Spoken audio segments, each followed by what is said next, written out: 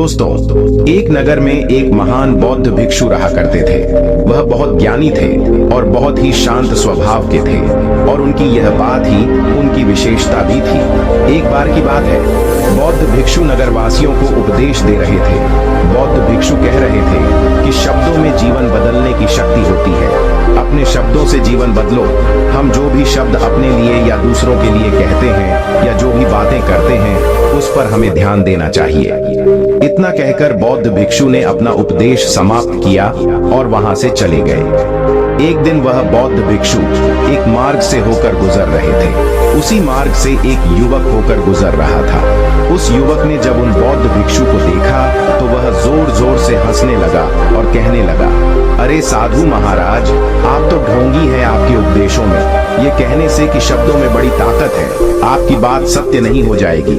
ये सब सिर्फ बातें हैं। भला ऐसे कैसे हो सकता है कि शब्दों से हमारा जीवन बदल सकता है?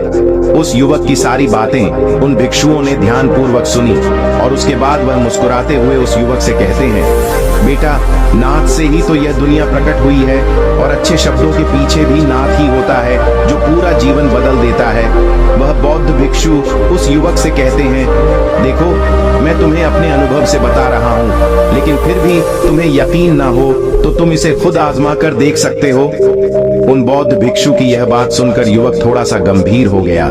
उसने काफी देर सोच विचार किया और उसके बाद उन बौद्ध भिक्षु से कहता है, हे गुरुवर, अगर ऐसी बात है तो आप मेरे साथ चलिए। मेरा छोटा भाई है जिसकी उम्र करीब 25 वर्ष है और उसे न जाने क्या हुआ है। वह करीब 3 वर्षों से कुछ भी नहीं करता, बस लेटा रहता है। दिन भर वह कुछ न कुछ सोचता रहता है।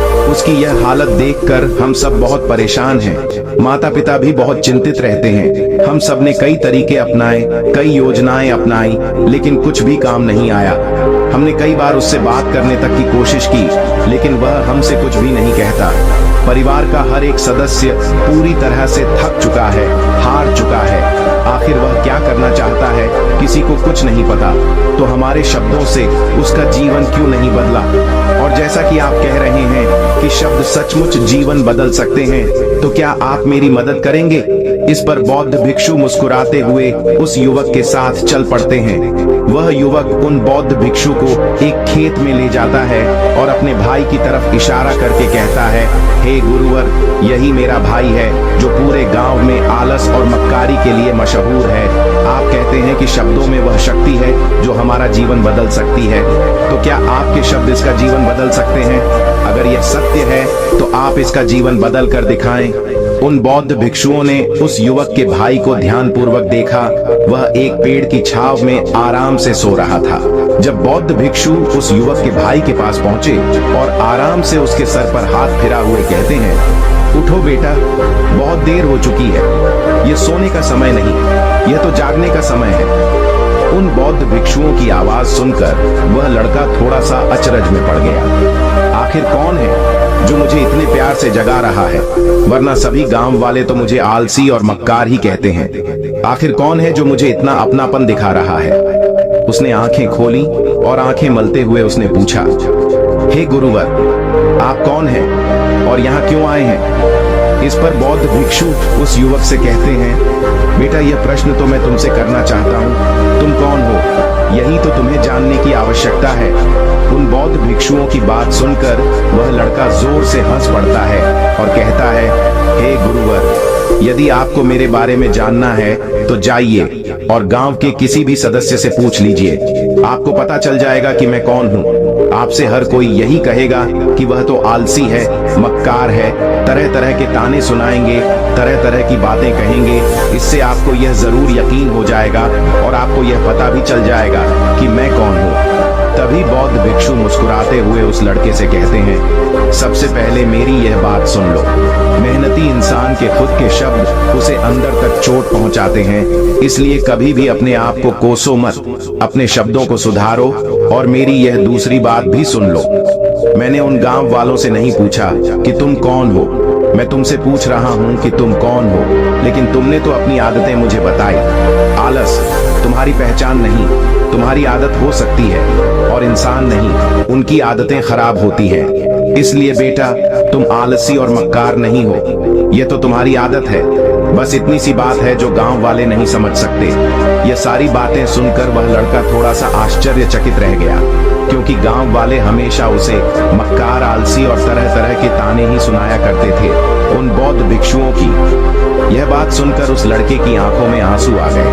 वह तुरंत ही दोनों हाथ जोड़कर उन बौद्ध भिक्षु के चरणों में गिर पड़ा और उनसे कहने लगा, आप सत्य कहते हैं, यह मेरी आदत ही है और मैं इस आदत से बहुत परेशान हूँ। मैंने बहुत कोशिशें भी की, लाख उपाय किए, लेकिन मैं अपनी इस आदत से छुटकारा न पा सका। इन आदतों से बाहर आना बहुत कठिन है।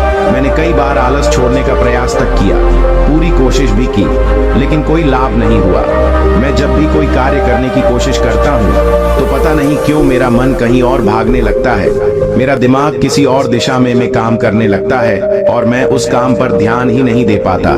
मैं क्या करूं, कैसे करूं, मुझे कुछ भी समझ नहीं आता है। जब भी मैं किताबें पढ़ने की कोशिश करता हूं तो मुझे नींद आने लगती है। मन में एक अजीब सा दर्द महसूस होता है। ऐसा लगता है कि मेरा जीवन यूं ही व्यर्थ जा रहा है। और जब मैं इस दर्द को बर्दाश्त नहीं कर पाता तो मैं सो जाता हूँ, ताकि जब मैं उठूं तो मुझे दर्द न महसूस हो। और अब तो मुझे यह भी यकीन हो चुका है कि मैं इन आदतों से नहीं निकल सकता। यह आदतें मुझे नहीं छोड़ने वाली। इस पर बौद्ध भिक्षु उस लड़के से कहते हैं, बेटा, यदि तुम इस आलस की आदत को छोड़ना चाहते हो तो मैं तुम्हें एक सही उपाय बता सकता हूँ, लेकिन उसके लिए तुम्हें कल सुबह मुझे मिलना होगा, तभी वह तरीका मैं तुम्हें बताऊंगा। यदि तुम उस तरीके को सीखना चाहते हो तो कल सुबह मेरे पास चले आना। इतना कहकर बौद्ध भिक्षु वहां से चले गए, लेकिन उन बौद्ध भिक्षु की सारी बातें उस लड़के के कानों में गूंज रही थी। वह समझ नहीं पा रहा था कि आखिर वह बौद्ध भिक्षु उसे कौन सा मार्ग दिखाने वाले हैं। वह ऐसा कौन सा उपाय बता देंगे जिससे उसके जीवन से आलस्य हमेशा हमेशा के लिए खत्म हो जाएगा। देखते ही देखते रात हो गई। रात भर वह अपने बिस्तर पर करवट लेता रहा और उन बौद्ध भिक्षु की बातों के बारे में सोचता रहा।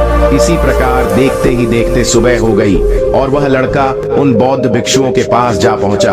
वह लड़का उन बौद्ध भिक्षु को प्रणाम करता है और कहता है, गुरुवर, जैसा कि आपने कहा था, लीजिए मैं आ गया। अब मुझे वह मार्ग बता दीजिए जिसे मैं अपने जीवन से इस आलस्य को निकाल सकता हूँ। तभी बौद्ध भिक्षु उस लड़के से कहते हैं, बेटा, जब भी तुम्हारा मन दुविधा में हो, तुम निर्णय ना ले पा रहे हो और तुम्हारे मन में तरह तरह के प्रश्न उठ रहे हो कि मैं क्या करूं, कैसे करूं, इस कार्य को पूर्ण कैसे करूं, ये सब कैसे होगा, तब तुम वास्तविकता में अपने अतीत से सोच रहे हो कि पिछली बार तुम्हारे ऐसा करने पर क्या हुआ या अतीत में तुमसे लोगों ने क्या कहा था। तो आज से कभी भी अपने अतीत से नहीं बल्कि भविष्य से सोचो। इस पर लड़का कहता है, भविष्य से वह भला कैसे? तभी बौद्ध भिक्षु उस लड़के से कहते हैं, मान लो कि तुम्हें आज किसी भी चीज की कमी नहीं है, तुम्हारे पास वह हर चीज है जो तुम चाहते हो, वह सारी सुख सुविधाएं हैं। तो अब बताओ, तुम अपना जीवन कैसे व्यतीत करना चाहोगी? उन बौद्ध भिक्षु की यह बात सुनकर वह लड़का कुछ देर के लिए सोच में पड़ गया, क्योंकि आज तक उसने सभी गांव वालों के केवल ताने ही सुने थे। किसी ने भी आज तक उसके जीवन के बारे में उससे ऐसी बात नहीं की थी और वह गुरुवर उसे आने वाले भविष्य के बारे में उससे बातें कर रहे थे।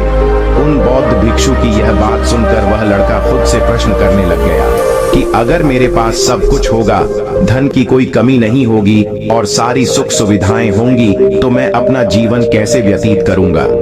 कुछ देर सोच विचार करने के बाद वह उन भिक्षु से कहता है, गुरुवर, मैं यह दुनिया घूमना चाहूंगा, पहाड़ों पर चढ़ना चाहूंगा, समुद्र की रेत पर चलना चाहूंगा और मैं एक बहुत बड़ा व्यापारी बनना चाहूंगा। तभी अचानक उस लड़के का ध्यान टूट गया और वह उन बौद्ध भिक्षु से कहता है, परंतु हे गुरुवर, यह सब कैसे संभव होगा? केवल मेरी मात्र सोच लेने से तो यह सब पूरा नहीं होने वाला। उसके ऐसा कहते ही उसके अतीत में बीती हुई सारी घटनाएं उसकी आंखों के सामने से गुजरने लगी और वह एक बार फिर से निराश होने लगा। और अब वह यह सोचने लगा कि मेरे पास तो पैसे ही नहीं है, तो मैं भला व्यापार कैसे कर सकता हूँ? ना ही मेरे पास व्यापार का कोई अनुभव है। ऐसी स्थिति में मैं भला यहाँ से कैसे निकल सकता हूँ? उस लड़के के इस प्रश्न का जवाब देते हुए वह बौद्ध भिक्षु उस लड़के से कहते हैं, भंते, हर रात में सोने से पहले तुम हर दिन अपना लक्ष्य एक कागज पर लिखो और सुबह उठकर सबसे पहले उस लक्ष्य को देखो और सोचो कि उस लक्ष्य को पाने के लिए तुम आज क्या कर सकते हो, और जो भी तुमने उस कागज पर लिखा होगा उस कार्य को उसी दिन पूरा करने की हर मुमकिन कोशिश करो। इस पर वह लड़का कहता है, ठीक है, आप सच कह रहे हैं, लेकिन जब मैं बहुत सोचने लगता हूँ तो मेरा मन बेचैन होने लगता है और मन में तरह तरह के विचार उठने लगते हैं, और इन विचारों को शांत करने के लिए मैं सो जाता हूँ ताकि वह विचार मुझे परेशान ना कर पाए। उस लड़के की इस समस्या का समाधान करते हुए वह बौद्ध भिक्षु उस लड़के से कहते हैं, बेटा, अंतरम की चाल को पकड़ो और शब्दों की मदद से नया भविष्य बनाओ। तभी लड़का कहता है, हे गुरुवर, आप क्या कहना चाहते हैं? मैं आपकी बात समझ नहीं पा रहा। इस पर बौद्ध भिक्षु मुस्कुराते हुए कहते हैं, बेटा, कैसे होगा? ये जो सवाल है, ये सवाल नहीं बल्कि एक डर है जो तुम्हारे अंतमन में बैठा हुआ है, जो तुम्हें अगला कदम लेने से रोक रहा है, तुम्हें कदम आगे बढ़ाने से रोक रहा है। यदि तुम वास्तविकता देखो तो किसी को भी नहीं पता होता कि वह कार्य कैसे होगा, लेकिन एक इंसान जब दृढ़ निश्चय कर लेता है तो वह अपने उद्देश्य को सामने रखकर लगातार प्रयास करता रहता है और वह अपनी सफलता प्राप्त कर ही लेता है। तभी वह लड़का उन बौद्ध भिक्षु से कहता है कि हे गुरुवर, अगर ऐसी बात है तो मन में बार बार चिंता क्यों होती है? मन बार बार बेचैन क्यों हो उठता है? इस पर बौद्ध भिक्षु कहते हैं, बेटा, क्योंकि तुम्हें डर है कि तुम कमजोर हो, तुम्हारे अंतर्मन में बैठा है कि तुम में कुछ कमी है, तुम किसी काम के नहीं हो, और यही कारण है कि तुम कोशिश करने से डरते हो, क्योंकि तुम्हारा अतमन हमेशा तुम्हें रोकता रहता है। जब भी तो कोई कार्य शुरू करना चाहते हो, तुम्हारा मन तुमसे पहले कह देता है, इससे आगे मत बढ़ना, अन्यथा तुम हार जाओगे, और इसी कारण तुम्हें चिंता होने लगती है, तुम्हारा मन बेचैन होने लगता है। तभी वह लड़का कहता है, गुरुदेव, आपने जो कुछ भी कहा वह बिल्कुल सत्य है, लेकिन अब आप ही मुझे बताइए कि मैं इस परेशानी से बाहर कैसे निकलूं? इसका जवाब देते हुए वह बौद्ध भिक्षु उस लड़के से कहते हैं, बेटा, इस समस्या का समाधान बहुत ही आसान और सरल है। तुमने देखा होगा कि अक्सर ही हम अपने आप को दोष देते रहते हैं, अपने आप को तरह तरह के अपशब्द कहते रहते हैं जो हमारे अंतर्मन में जाकर बैठ जाते हैं और वही हमें आगे बढ़ने से रोकते हैं, और इन शब्दों का हम पर बहुत गहरा प्रभाव भी पड़ता है, क्योंकि जैसा हम खुद से कहते हैं, जैसा हम पूरी भावनाओं के साथ सोच सकते हैं, हम वैसा ही बनते चले जाते हैं। इसलिए यदि तुम खुद को बदलना चाहते हो तो कि तुम भी काबिल बन सको, तो तुम्हें अपने अंतर्मन को नए संदेश देने की जरूरत है। जैसे कि मेरे शरीर का हर एक कण, हर एक हिस्सा, हर एक विचार शांति और ऊर्जा से भरा हुआ है। मैं दृढ़ संकल्प और आत्मविश्वास के साथ हर दिन के लक्ष्यों को पूरा करता हूँ। मैं अपनी कमजोरी को अभ्यास में बदलता हूँ, चिंता को ध्यान में बदलता हूँ। मैं उत्साह और ऊर्जा से भरा हूँ, लगातार अपने लक्ष्यों पर काम करता हूँ। ऐसे शब्द जब तुम खुद से कहोगे तो तुम शक्तिशाली महसूस करने लगोगे और तुम्हारी सारी चिंताएं खत्म होने लगेंगी, क्योंकि यही शब्दों की ताकत है। वह तुम वही बना देंगे जो तुम खुद से कहोगे। तुम जितनी भावना के साथ यह वाक्य बोलते हो, उसे महसूस करते हो, उतनी ही भावनाओं से यह शब्द तुम पर असर करना शुरू कर देंगे। धीरे धीरे यह शब्द तुम्हारे मन और व्यक्तित्व की सोच का हिस्सा बन जाएंगे। लेकिन मेरी एक बात याद रखना कि तुम्हारा अंतर्मन इतनी आसानी से हार नहीं मानने वाला। जब तुम आगे बढ़ोगे तो मौका मिलते ही वह तुम्हें पीछे खींचेगा। तुम्हारे अतीत के बीते हुए सारे कड़वे अनुभव तुम्हें याद दिलाएगा, ताकि तुम डर जाओ और एक बार फिर से अपने लक्ष्य का पीछा करना छोड़ दो। लेकिन तुम्हें इसकी चिंता नहीं करनी है। उन सकारात्मक शब्दों के कारण तुम्हारा मन सकारात्मक विचारों को स्वीकार करने लगेगा। आगे वह बौद्ध भिक्षु उस लड़के को चेतावनी देते हुए कहते हैं, मेरी एक बात और याद रखना कि तुम्हारा ध्यान आलस्य पर नहीं होना चाहिए, अर्थात तुम्हें कभी आलस नहीं मिटाना, बल्कि तुम्हें एक नए भविष्य का निर्माण करना है, एक नए व्यक्तित्व का निर्माण करना है। तुम्हारा पूरा ध्यान केवल इस पर ही होना चाहिए। उन बौद्ध भिक्षुओं की बात सुनकर लड़का कहता है, ठीक है गुरुवर, आप जैसा कहते हैं मैं वैसा ही करूंगा। तभी वह बौद्ध भिक्षु लड़के से कहते हैं, बेटा अभी तो मैं इस गांव से जा रहा हूँ, लेकिन कुछ सालों के बाद मैं वापस आऊंगा।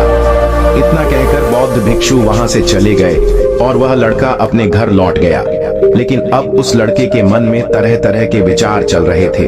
वह लड़का यह सोच रहा था कि अगर मैं अपनी मनपसंद जिंदगी जीने लगूंगा, अगर मैं दुनिया घूमने लगा, नए लोगों से मिलने लगा और अपनी पसंद का काम करने लगा, तो मेरी जिंदगी कैसी होगी। उस बात को ध्यान करके उसने एक कागज पर अपना लक्ष्य लिखा और लिखकर सो गया। अगली सुबह जब उसकी आंखें खुली तो उसने उस पेपर पर लिखा हुआ लक्ष्य एक बार दोहराया। उसके बाद वह कुछ देर के लिए शांत हो गया। तभी उसे उन बौद्ध भिक्षु की बात याद आई कि तुम अपने लक्ष्य के लिए आज क्या कर सकते हो। उसने खुद से सवाल किया कि मैं आज अपने इस लक्ष्य को प्राप्त करने के लिए क्या कर सकता हूँ। तभी उसे एक बार फिर से उस पेपर की तरफ ध्यान दिया। उस पेपर पर लिखा था कि मैं बाजार जाता हूँ और लोग व्यापार करने की कौन सी चीजें, कौन से सामान लेकर आते हैं, मैं उन चीजों को देखता, उन चीजों को पता करता। वह पढ़ने के बाद तुरंत ही बाजार चला गया। वह अलग अलग दुकानों पर बैठा, उन्हें देखा, लेकिन उसे कुछ समझ नहीं आ रहा था, क्योंकि लोग अलग अलग व्यापार कर रहे थे, अलग अलग तरह की चीजें और सामान ले रहे थे और किसी ने उसकी कोई मदद नहीं की। वह बहुत उदास हो गया और निराश होकर वापस घर लौट आया। तभी उस लड़के को उन बौद्ध भिक्षु की एक और बात याद आई। शब्दों में बहुत ताकत है और शब्द हमारा जीवन बदल सकते हैं। उसे वह सकारात्मक विचार याद आए। वह उन्हें सुबह शाम दोहराने लगा और अब से वह हर दिन ऐसा ही करता। देखते ही देखते 1 महीना बीत चुका था, लेकिन अब तक उसके जीवन में कोई बदलाव नहीं आया था। अब वह लड़का यह सोचकर निराश होने लगा था कि उसके जीवन में तो कुछ भी परिवर्तन नहीं हो रहा। लेकिन 1 महीने के बाद उसे महसूस हो रहा था कि वह पहले से अच्छा महसूस कर रहा है। उसका दिमाग अब अच्छी तरह से सोच पा रहा है। वह पहले से ज्यादा चलने फिरने लगा है। धीरे धीरे उसे समझ में आने लगा कि जो लोग आगे बढ़ते हैं, महान काम करते हैं, उनकी सोच में कितना अंतर होता है। वे लोग हमेशा शक्तिशाली विचार सोचते हैं। दूसरों की छोटी सोच और डर से वह कभी प्रभावित नहीं होते। जब भी उनके सामने कोई मुश्किल आ पड़ती है तो वह घबराते नहीं, बल्कि उस समस्या का समाधान निकालते हैं। इस समस्या के समाधान पर ध्यान केंद्रित करते हैं और ना ही वह कभी किसी का इंतजार करते हैं।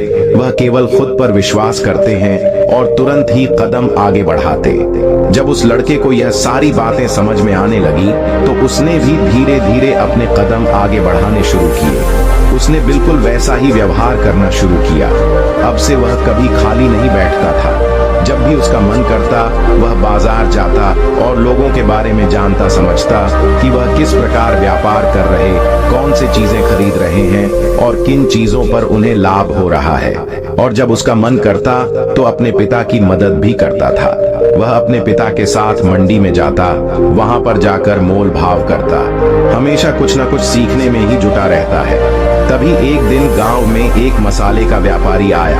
उसे कुछ पढ़े लिखे नौजवानों की जरूरत थी जो माल की गिनती कर सके और हिसाब रखने का काम कर सके। वह लड़का अपने लक्ष्य को जानता था कि उसे क्या पाना है। उसे समझ में आ गया था कि इस काम से उसे बहुत कुछ सीखने को मिलेगा।